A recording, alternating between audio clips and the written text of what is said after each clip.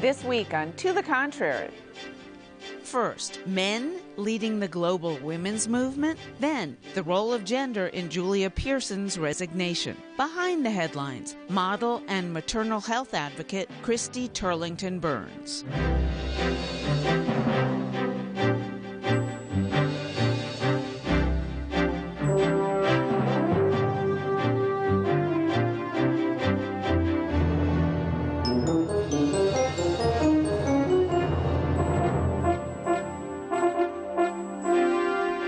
Hello, I'm Bonnie Urbay. Welcome to the Contrary, a discussion of news and social trends from diverse perspectives. Up first, he for she.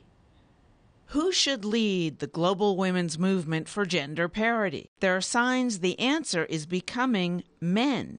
Actor Emma Watson's UN speech on women's rights and her announcement of the UN's He for She campaign continues to generate controversy. The campaign is designed to engage men to work for gender equality. Iceland announced this week it was planning a UN conference on women and gender equality as a male-only event. Iceland's foreign minister later clarified, saying women would be involved in some capacity. A May 2014 report to the UN questions whether engaging men and devoting more funding to groups supporting men's work toward gender equality helps women. The report notes in part, quote, "The increasing focus on men and men's organizations is seen by some as a threat to women's organizations and women's movements. In this view, donor attention to men's organizations seems to signify a shift of support away from women's empowerment and women's leadership, and a handing over of the reins in the struggle for gender equality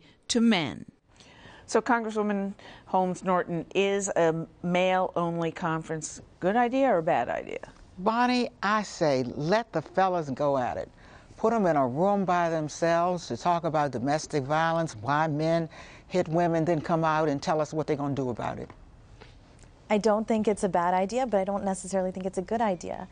Look, I mean, the truth is, you put men in a room, you say, let's participate in the conversation. But if that conversation is dominated by women telling men all the bad things they do, they're less likely to participate. I think we missed the whole point of Emma Watson's speech. She was saying that we spent so much time educating women and talking to women about women's rights. We need to include men in the conversation. That doesn't mean excluding women completely. I mean, I was completely confused by this. No, I think it's fantastic that men want to dialogue, but what men are dialoguing? We had probably mostly educated men. We're not talking about men in villages of India or Africa where it really is needed. I mean, it's needed across the world, but particularly in those countries. I think just about every woman in the women's movement, included, would say, of course men should be part of the conversation.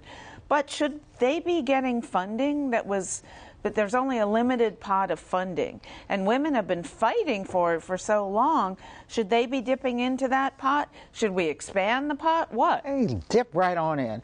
Why do you say that? You of all people. I say that because we've been talking to ourselves. I don't need to tell you all about all I've heard from my constituents about domestic violence. And I've seldom heard men chime in. We're talking about one conference. I don't see that as a threat from donors. That's one conference, but the report that I noted is a UN report that came out the end of May, and it says that there's real fear and unrest within women's movements Very globally, bad reason. NGOs globally, because they're fighting for the same pot of pie. Very bad reason for not wanting to include men on the conversation. I agree with you, Bonnie. I'm worried that this is going to be taking away funding and actually giving it to the men's rights activist groups. You're right. It's a very small pot of funding. By the way, I'm not advocating one way or the other. No, you're right. I actually think we have to meet in the middle ground. I feel like I'm worried that we're turning to the opposite extreme now. I think in this case, I'd say expand the pot, to be honest. I know that sounds very unlike me in most cases, but I'll just say that it's necessary that we drive funds this way.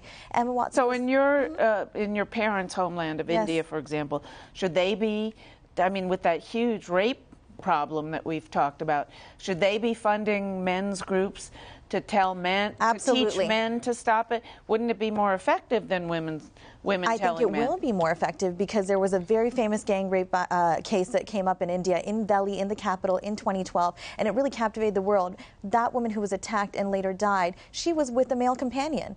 And despite that, she was not safe. I think education is going to work in places like India, educate the men, and send more funds towards educating them. Also, I feel like in the Indian subcontinent culture, we've spent decades telling women what to do. It's not, and the fault and the shame and the blame is often put on women. I really liked what Modi said, that we need to stop telling our daughters not to go out instead of telling our sons not to rape. And, you know, there's a trend now, but there are fathers, you have an example, parents from these countries who support their young ladies and their young women getting educated and being successful. So, I mean, I think it's a great idea that those men get out there and talk about it and share it with other people. And I don't think it harms the women's movement by having men be part of the dialogue, because quite frankly, you know, we're preaching it until we're blue in the face. Oh, look, and I want.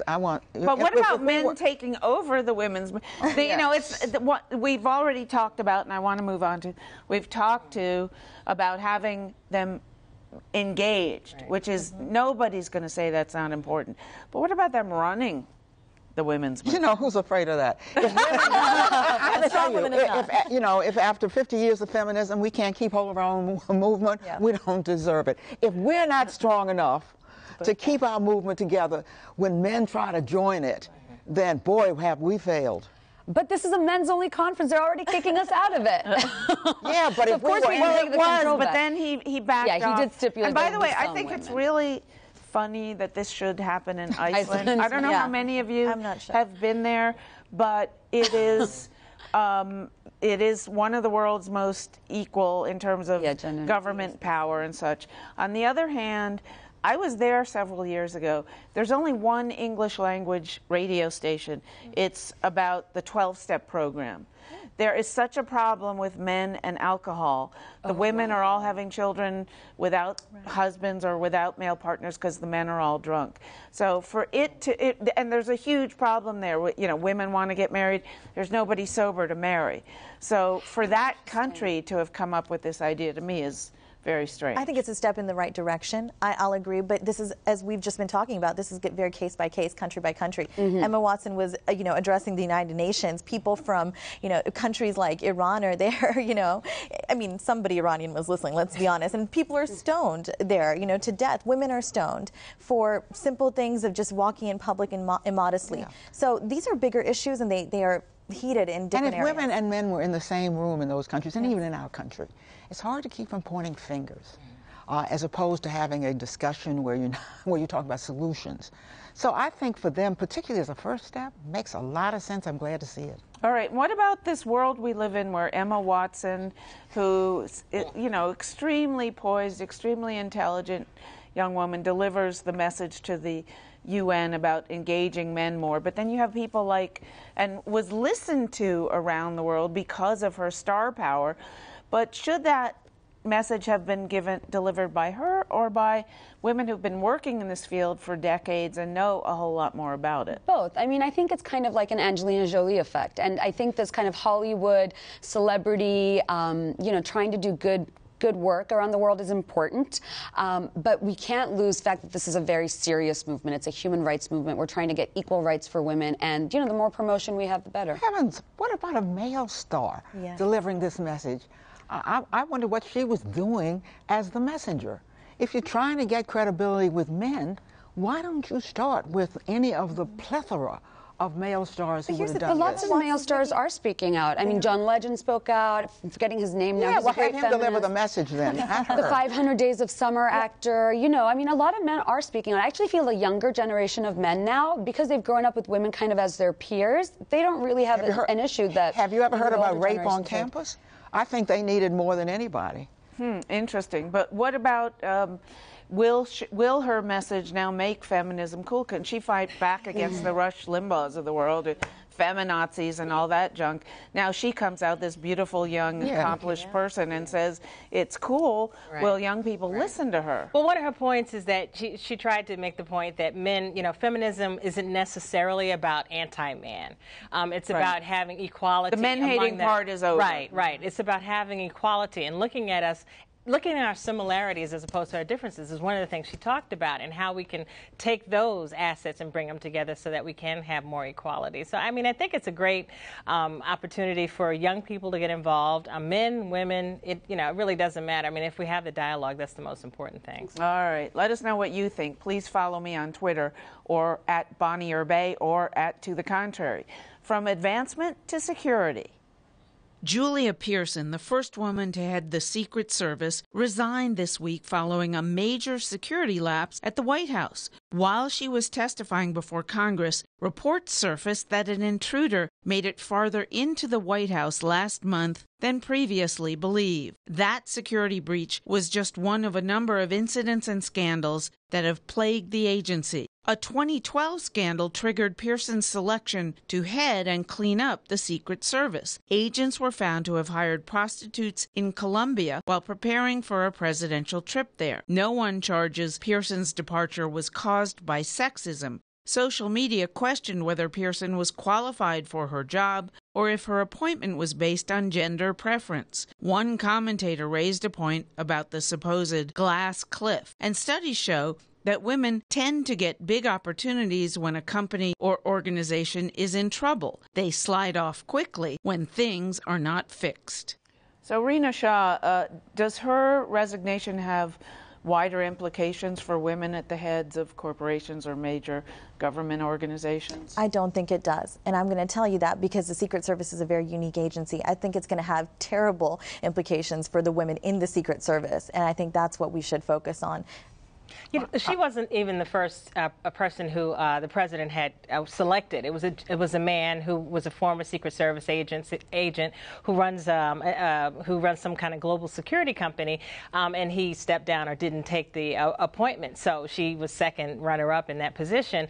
And I think that they don't talk about the fact that the woman the agent who was overcome during the break-in or during this guy jumping the fence happened to be a woman. So this argument about she's cleaning up all the male messes is not necessarily true. Yeah, I know Julia Pierson, and I have been to the White House during this mess. I'm on the committee which had her. You've been all over the place this week. Oh, because I'm concerned with two things. I'm concerned with the president's safety, and I'm concerned with banning the people from in front of the White House. I think she was brought in when there was a particular mess, a carousing of women and hiring the prostitutes. Like. That's right. She has 30 years proud history. Now it comes to us to understand we don't know anything about the Secret Service. As far as I know, there's never been an overhaul or even a study of the Secret Service. We have assumed because they guard the president, it's like a secret society. Now we find out during this hearing that it is full of problems of the kind you find in other federal agencies, except more dangerous. Because these problems within a federal agency, including cover-up of even gunfire, of not even telling us how far the intruder made it into the White House. Was that a cover-up, or was that just ignoring something that didn't? They knew it. Bad judgment. It had to be. Bad judgment? They made it further into the White House than I've ever been. Right. Very bad judgment. No, when you put that together with the fact that of the 4 gunshots that pierced the residence, and they thought, well, it was either gunfire or maybe a backfire from an automobile, but we won't say anything about it. And it is discovered 4 days later by a staff member in the White House.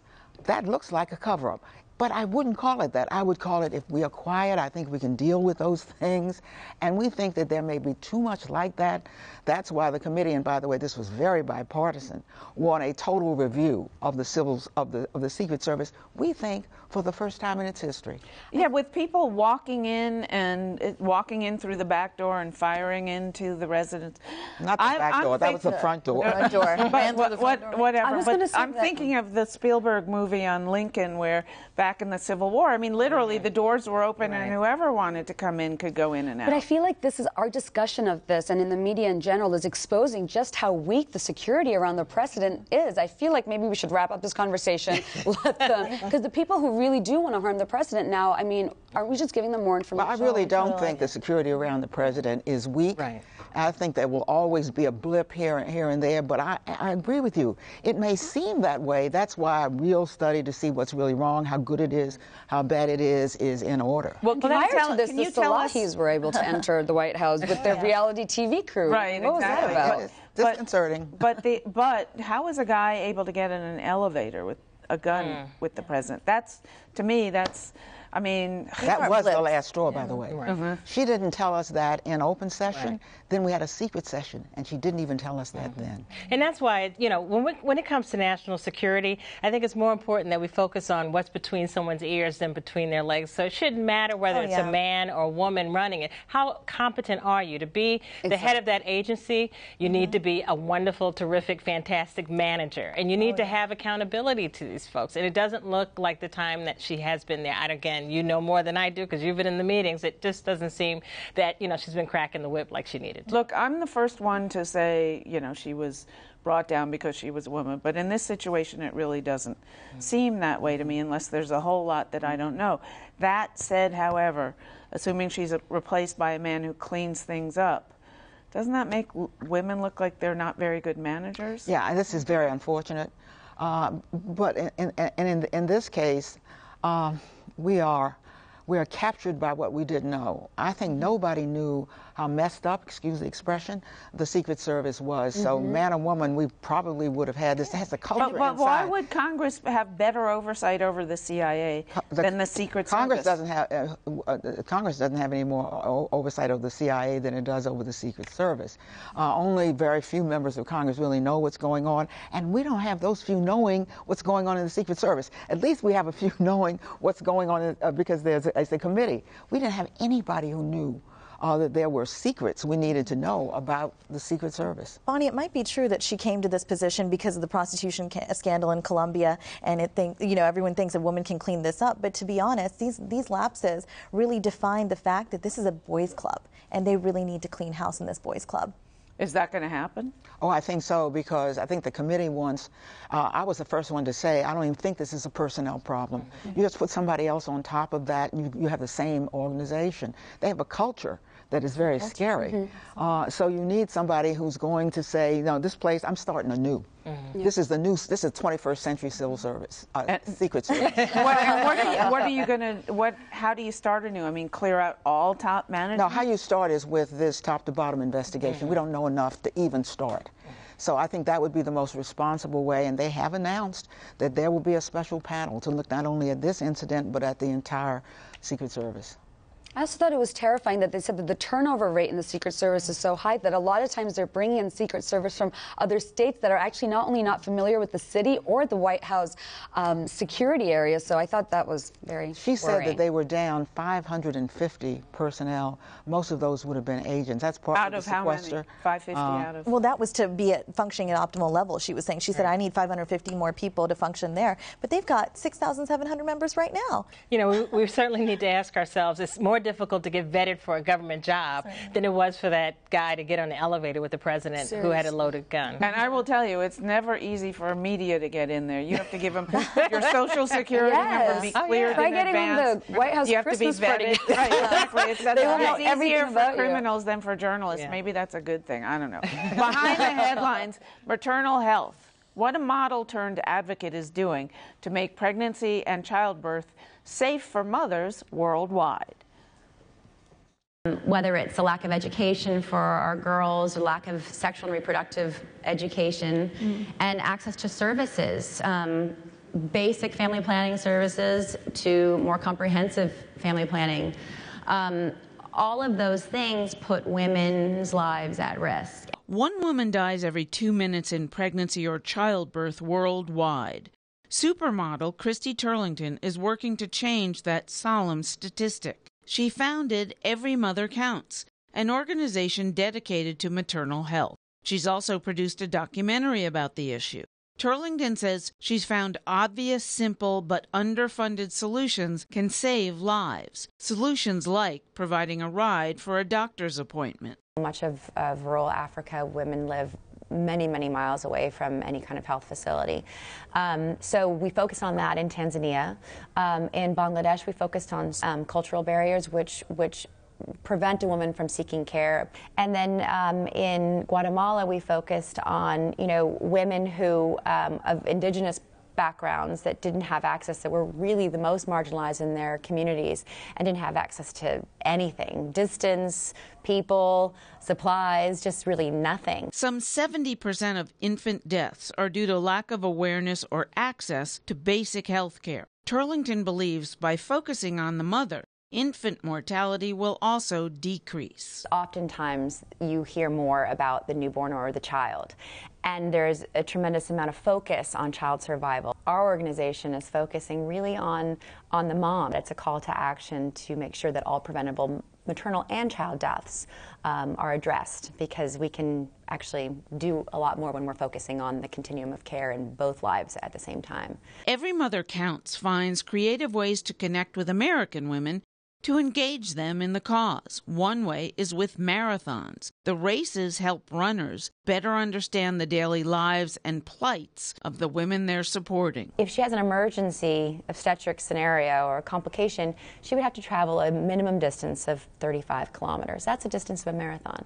So in our marathon training and races, we've gotten more people to connect on that one issue of just distance as a barrier, and it's become a very big part of our outreach. Turlington's dedication is personal. She survived a childbirth complication that could have been fatal for women in the developing world. Turlington unapologetically uses her story and her modeling connections to make a difference. It's really the testimonial that I think is the most powerful, that when I talk at any event, it's really that connection. The relationships that you've built throughout your life and through your career will open doors, and that people want to hear what you have to say when you have an authentic message and you've done your homework and you are talking the talk.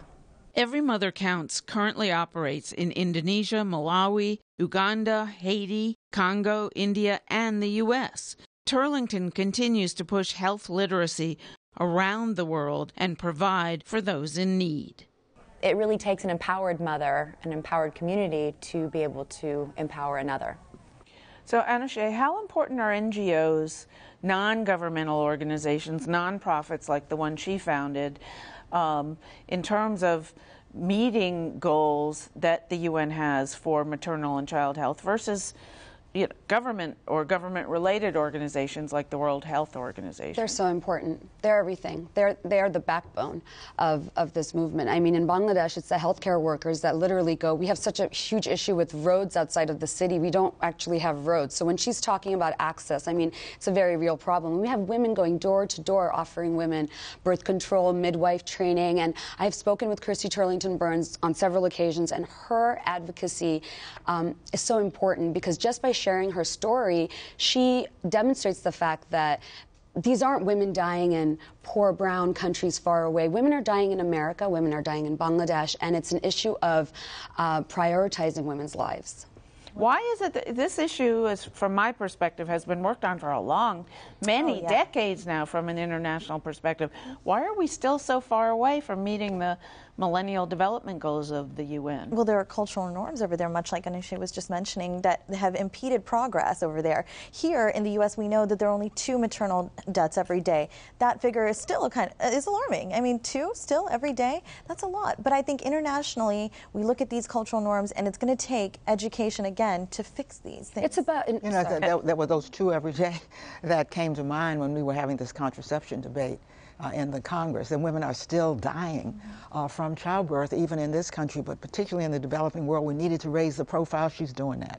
Yeah. Well, I appreciate the fact that someone's advocating for protecting women during childbirth, and I think it's great to see someone, especially Hollywood types, to bring this dialogue to the table. For once, we're not just talking about abortion or birth control. We're actually talking about how we're going to save someone's life who is pregnant.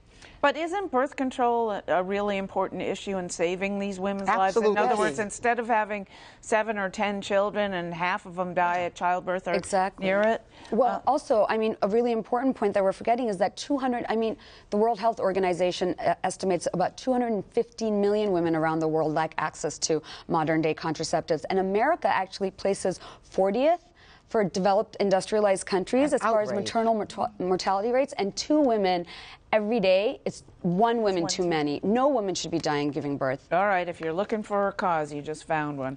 That's it for this edition. Please follow me on Twitter and visit our website, pbs.org/tothecontrary. Whether you agree or think to the contrary, see you next week.